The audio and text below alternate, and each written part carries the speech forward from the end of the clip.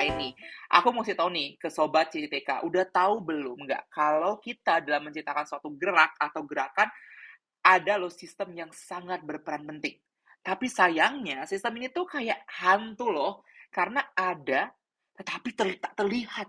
Waduh waduh gimana tuh? Makanya ayo kita kenalan dulu sama yang namanya sistem saraf. Nah, sistem saraf ini secara mudah adalah bagian dari sistem koordinasi yang mengatur aktivitas tubuh melalui rangsangan listrik secara cepat loh. Lebih lagi, sel saraf ini punya 3 saudara. 3, nggak cuma satu, nggak cuma dua, ada 3. Ada sel saraf pusat, tepi, dan juga neuron. Nah, di setiap sel saraf punya lagi nih bagian-bagian kecil Sobat CCTK. Harus tahu, ada 7. Ingat ya, ada 7. Nggak banyak kok, cuman agak berat dikit. Nah, yang pertama nih kita kenalan sama yang namanya dendrit. Si dendrit ini adalah juluran sitoplasma yang relatif pendek tapi bercabang-cabang. Jadi, walau ukurannya menyudutkan dia, kekuatan memuaskan dia loh. Waduh, karena walaupun dia pendek nih ya, dia tuh tetap kuat gitu loh untuk mengantarkan rangsangan-rangsangan yang akan kita terima. Seperti fungsinya, menerima rangsangan untuk dikirim ke badan sel. Nah, selanjutnya nih, rangsangan-rangsangan yang udah diterima nih sama tubuh kita, kemana nih, Dungs? Ya, masa dibiarkan menghilang? Rasanya, ups, tidak, sobat. Ini bakal langsung nih diteruskan ke yang namanya badan sel atau perikarion loh. Nah, di sini rangsangan atau secara ilmiah disebut dengan impuls, ya dong, biar keren gitu loh ya, bakal diproses dan dikirimkan ke akson. Wah, istilahnya tuh kayak perikarion dicek awal gitu, sobat. Nah, di akson ini akan menghubungkan impuls ke efektor, sobat. Akson itu sendiri sebenarnya adalah sitoplasma panjang yang punya bagian awal akson dan juga akhir akson loh. Nah, pastinya sih nggak sendiri ya nih si akson. Kalau sendiri mah kayak kehidupan kita nih, sobat. Jomblo terus. Nah, di akson, yang awal tuh dikenal dengan Hilcock. Sedangkan untuk yang di akhir itu dikenalnya dengan terminal. Nah, selain akson, ada juga nih yang kita sebut dengan sel Schwann. Nah, sel Schwann merupakan penunjang sel saraf berupa lemak yang berfungsi menghasilkan selubung melin. Nah, tapi selubung melin itu apa ya? Nah, nih buat sobat yang belum tahu, selubung melin ini adalah bagian saraf yang berfungsi untuk melindungi akson dan memberi nutrisi. Kemudian baru nih yang namanya sinapsis nih, di terakhir nih. Di sinapsis inilah impuls akan lagi diteruskan ke dendrit saraf lain untuk sampai ke otak atau sumsum tulang belakang kita. Nah, Sobat CCTK tahu nggak sih, mmm, kenapa rangsangan ini bisa cepet banget? Rasanya kayak nggak delay deh, apalagi nge-lag nih, kayak internetnya Gisel yang tiap malam selalu ngedown. Aduh, biasa banget sih itu. Ini semua karena sel saraf itu punya yang namanya nodus renifer. Ingat ya, nodus sobat, bukan modus. Kalau modus mah mas kamu deketin si dia. Hehe. Nah, nodus renifer ini lah yang berperan mempercepat penghantaran impuls sobat. Nah, sekarang Sobat CCTK udah tahu kan tentang sel saraf secara garis besar. Tapi hari ini aku mau ngasih tahu ke kalian ilmu lagi loh. Eits, jangan bosan dulu. Karena yang Bang ngasih ilmu nggak kalah cerdas, menarik, keren loh daripada aku. Karena hari ini kita akan bahas lanjut lagi tentang gerak sadar dan gerak refleks. Nah, untuk gerak sadar nih bakal dikasih tahu dan diberikan informasi-informasi menarik dari sobat aku yang udah hadir bersama dengan Angel. Halo Angel. Halo, Dimas. Nah, bisa nggak nih Jel, jelasin ke kita para sobat CCTTK nih gerak sadar itu seperti apa sih Jel? Oke, jadi hari ini aku akan jelasin tentang proses terjadinya gerak sadar. Dari nama aja gerak sadar, kalian pasti udah ngerti dong artinya gerak sadar itu apa. Sebenarnya sih aku nggak mau jelasin ya, biar durasinya panjang sih. Jadi aku jelasin deh. Aduh tenang aja Jel, durasi kita panjang banget Jel. Gimana tuh gerak sadar? Oke, oke. Gerak sadar itu artinya gerakan yang kita lakukan secara sadar atau sengaja. Nah, Oh, terus gimana tuh Jel? FYI nih, impuls atau rangsangan pada gerakan sadar itu akan melalui perjalanan yang panjang untuk menghasilkan gerak sadar, Nah, terus yaitu itu kayak gimana tuh? dimulai dari perhentian pertama di reseptor, aka alias indera atau panca indera sebagai penerima Hmm. rangsangan. Nah, selanjutnya impuls mampir ke saraf sensoris yang bertugas untuk menyalurkan impuls dari reseptor diolah lagi oleh otak gitu. Terus gimana Angel abis itu? Terus hasil olahan otak yang tadi akan berbentuk sebuah respon. Nah, respon ini akan dibonceng oleh saraf motorik. Kalian tahu nggak saraf motorik itu apa? Aduh, belum tahu nih apa sih tuh Angel? Kasih tahu dong biar sobat CTK di rumah bisa tahu nih. Jadi, saraf motorik itu adalah kumpulan saraf di otak yang mengatur fungsi pergerakan otot tubuh. Nah, Hmm. kalian ingat nggak respon yang tadi dibonceng saraf motorik Nah, itu gimana tuh? itu? Itu akan menjadi sebuah perintah yang harus dilaksanakan oleh efektor atau otot agar bisa menghasilkan gerak sadar. Nah, itu dia tadi perjalanan impuls sampai menghasilkan gerak sadar. Gitu toh. Ternyata gitu tuh sobat CCTTK. Nah, udah tahu kan nih sekarang gerak sadar yang pasti berarti kalau gerak sadar itu yang menjadi inti utamanya itu ada pemberian impuls ke otak ya, Angel ya. Nah, benar sekali. Nah, tadi kita udah denger nih dari Sobat Angel mengenai apa sih itu gerak sadar. Nah, sekarang kita lanjut nih bahas ke contoh-contoh gerak sadar yang bakal dijelasin sama sobat aku lagi satu, Wainona. Halo Wain, udah siap belum nih ngasih tahu ke teman-teman sobat CCTK di rumah contoh-contoh gerak sadar tuh kayak apa aja sih? Hai Dim, udah dong. Nah, ayo tuh gimana tuh sebenarnya sih contoh-contoh gerak sadar tuh jelasin dong ke kita. Oke, contoh gerak sadar ini aku ambil dari permainan si lumpuh dan si buta. Waduh, Ada waktu, gimana tuh? Gimana? Coba jelasin.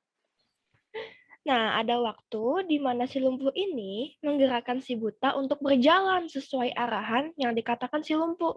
Misalnya, ke kiri. Nah, si buta akan bergerak ke arah kiri deh untuk memenangkan games. Dimas pernah nggak main games ini pas outbound? Waduh, rasanya pernah deh. Gimana sih tuh? Seru nggak sih? Seru banget loh, kalau belum pernah, cobain deh. Oke. Itu fun banget sih gamesnya. Terus apalagi nih contohnya nih selain itu? Wine. Nah, contoh lainnya adalah kegiatan belajar mengajar di sekolah. Biasanya hal Ah, ini kita lakukan saat SD, yaitu saat guru mendikte. Nah, kegiatan ini adalah kegiatan para murid mencatat apa yang dikatakan gurunya. terus ada lagi nggak nih Wine selain dua contoh itu Wine yang deket banget nih sama kehidupan sehari-hari kita? Banyak banget dong. Nah, saat kita mau pergi ke sekolah, Mama menyiapkan bekal untuk dibawa ke sekolah kan? Nah, Mama Hmm. pasti sadar dong ya saat masak bekal untuk kita. Dan Ah, selanjutnya, saat kita sebelum tidur deh. wah apa tuh Siapa gimana nih tuh? yang nggak bisa tidur kalau lampu masih nyala? Waduh, aku Aku banget banget sih nih itu. soalnya. Hmm. Iya kan? Kita matiin lampu supaya cepet nyenyak kan. Kalau ada lampu tuh rasanya tuh sinarnya kayak mengganggu banget. Terus itu gimana tuh? Nah, Terus. Hmm? setiap sebelum tidur kita kan matiin lampu ya agar agar bisa lebih cepat lelap. Ini juga termasuk contoh gerak sadar. Berarti contoh gerak sadar itu gerak-gerakan yang kita tuh udah pikirin dulu, baru kita gerakin, gitu kan maksudnya? Iya, benar. Gitu. Wah, kalau gitu, wah ternyata kita udah tahu ya sekarang ya, coba CTTK di rumah, contoh-contoh gerak sadar yang ternyata tuh deket banget ternyata sama kehidupan sehari-hari kita. Bahkan sekarang aja nih, sobat CTTK lagi dengerin kita nih, pasti lagi melakukan salah satu gerak sadar. Nah, selanjutnya nih, tadi kita udah bahas tentang gerak sadar, kita juga udah tahu contoh-contoh gerak sadar. Selanjutnya, aku mau kasih tahu nih informasi lagi ke kalian karena gerak sadar ini nggak sendiri besti semua sobat-sobat semua nih. Karena gerak sadar ini juga punya kawan, punya pasangan, namanya gerak refleks. Nah, oleh karena itu aku mau panggil nih sobat aku, Ricky. Halo Ricky. Halo Dimas. Halo, nah Rick, tolong dong ceritain ke kita gerak refleks itu seperti apa sih? Tadi kan kita udah dengar tentang gerak sadar. Terus gerak refleks nih kayak apa sih, Rick? Tolong dong jelasin ke sobat CTTK di Tuh, rumah. waduh, agak panjang ya berarti ya podcast kali ini ya. Oh, nggak Nah, apa-apa. kalau gerak refleks itu, ya nggak boleh gitu dong, di waktu itu berharga, nggak boleh dimakan gitu. Nah, jadi kalau gerak refleks itu pasti semua udah tahu ya, kan udah pasti sering dengar tuh refleks gitu kan. Gerak refleks itu gerak yang terjadi secara tiba-tiba dan kita tuh nggak sadar kita lakuin. Gerak refleks itu pasti lebih cepat dong dari gerak sadar. Nah, gerak refleks ini biasanya dijadikan untuk melindungi diri kita dari bahaya. Gitu, jadi Oh, melindungi. berarti kita tuh cenderung menunjukkan gerak refleks tuh pada saat kita ingin menjauhi atau melindungi diri kita dari suatu bahaya ya, Rick ya? Iya, benar sekali. Terus apalagi nih yang bisa Ricky bagi nih tentang gerak refleks nih? Nah, sebenarnya aku bisa jelasin sih cara gerak refleks itu kayak gimana. Cuman kalau mau mana nih, Dim? Yang secara kompleks, rumit-rumit, atau mau yang simpel aja? Aduh, yang simple aja deh, Rick. Karena Sobat CCTK kan maunya yang simple-simple lah, biar bisa mudah dimengerti. Gimana tuh hal yang simpelnya tuh, Rick? Oke, jadi simpelnya itu anggaplah kita itu rangsangan. Dan sebagai rangsangan itu kita tuh lagi mau tamasya, Dim. Jadi mau keliling-keliling gitu. Terus gimana? Nah, jadi titik pertama kita tuh di satu tempat namanya reseptor. Nah, Terus dari reseptor itu kita tuh naik ke neurosensoris. Jadi kayak naik bus gitu. Terus?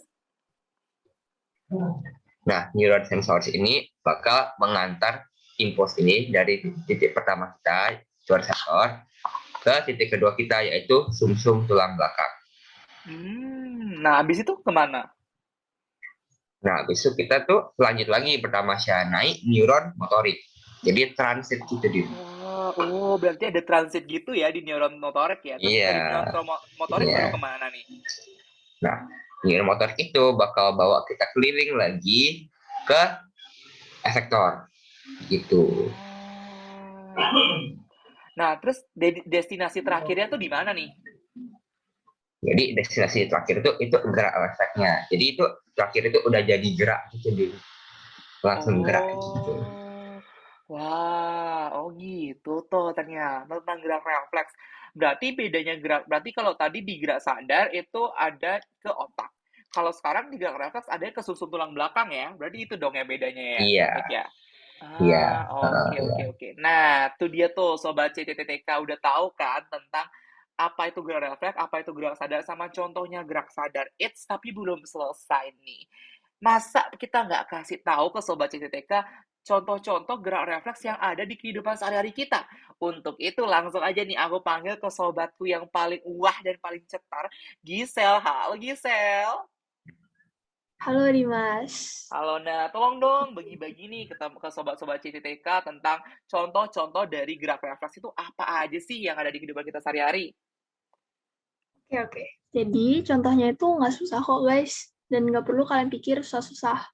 Bahkan pasti kita lagi ngelakuin itu tanpa sadar. Nah, Apa contohnya yang tuh? pertama itu, kalau misalnya kita ke pantai nih, terus ada anginnya kan kenceng tuh, terus kena muka kita. Apalagi kalau masuk mata, kita pasti ngelakuin satu hal ini, yaitu berkedip, ya nggak? Oh, pasti dong. Nah, hal yang kayak gitu itu termasuk contoh gerak refleks. Terus yang kedua, kalau misalnya kalian yang suka masak, terus kalian terhirup lagi ngasih lada atau ngasih ada yang pedes-pedes gitu, pasti hidung kalian gatal dan pengen bersin kan? Nah terus gimana tuh? Itu termasuk gerak refleks juga. Itu nggak perlu kita pikirin, aduh harus bersin nih, tapi dia otomatis langsung bersin. Contoh Ah, terakhir, tanya ke Dimas deh. apa Dim, tuh? kalau misalnya depanmu ada McD, kan kamu suka Hmm, banget tuh McD. aduh Terus kamu siapa sih yang masukin gak suka McD? makanannya, Hmm, ke mulutmu, kamu pasti langsung ngunyah tanpa sadar kan? iya dong, udah enak ya langsung aja munyah. Makanya, jadi nggak perlu dipikirin mesti gerakin rahang, gerakin lidah, tapi kita bakal langsung mengunyah tanpa sadar. Gitu. Wah, ternyata contoh-contoh dari gerak refleks yang ada itu sangat dekat banget ya, Gisel ya, dengan kehidupan kita ya. Yoi, yoi. Nah, tadi Gisel udah cerita ini ke kita contoh-contoh gerak refleks. Sel, aku mau tanya nih, yang terakhir deh nih, materi terakhir nih yang bisa kita bagiin ke sobat-sobat CTTK nih. Kelainan pada sistem gerak itu ada apa aja sih sebenarnya di kehidupan yang udah ada nih? Yang Pak mungkin yang paling terkenal-terkenal aja deh.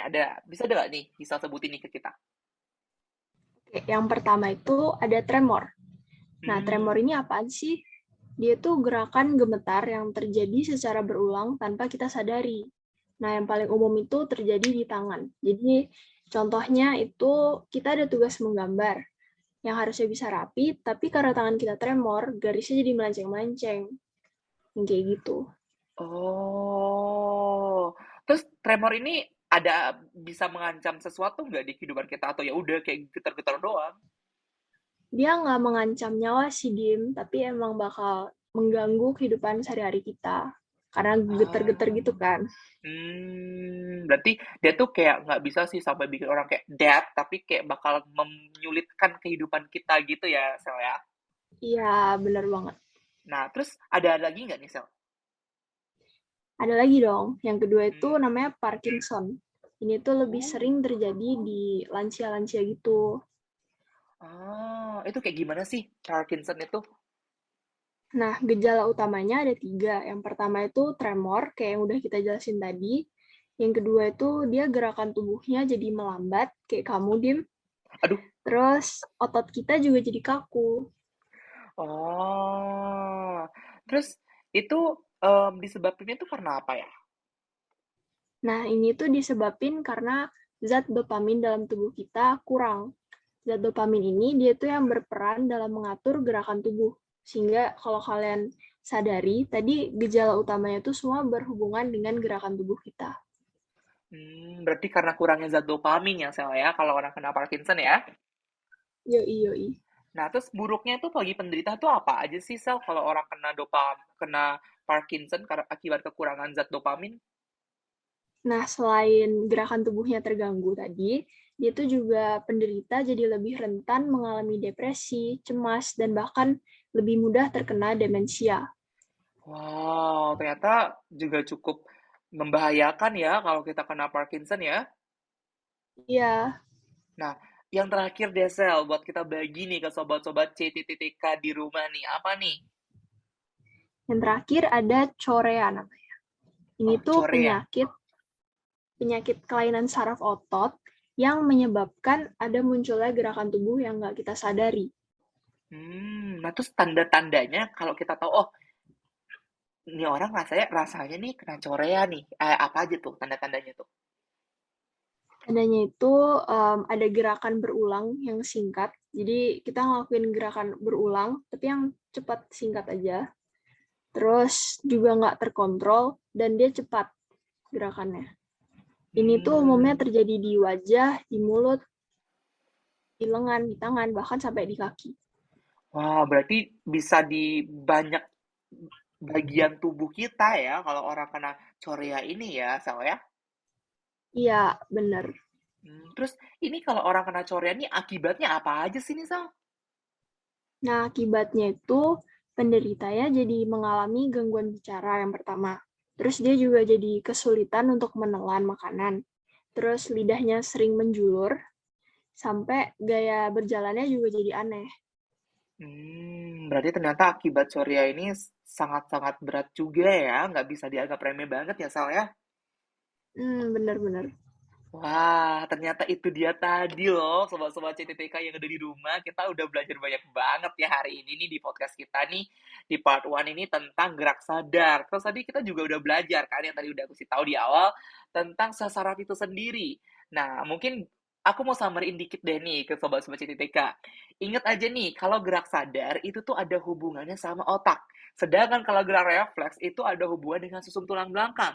Gerak sadar itu sesuatu yang kayak kita pikir dulu, baru kita gerakin. Tapi kalau gerak refleks, kayak kalian nggak usah pikir, udah langsung bergerak. Nah, itu dia tadi tuh, tentang gerak sadar dan gerak refleks, serta contoh-contohnya, dan juga kelainan sistem gerak yang ada di dunia saat ini. Nah, itu dia tadi tuh, Sobat CCTK di rumah, tentang yang kita mau bahas di hari ini. Terima kasih banyak aku ucapin ya kepada sobat-sobat CTK yang udah mendengarkan podcast kita pada hari ini. Sampai jumpa dan bye-bye. Bye. Bye-bye.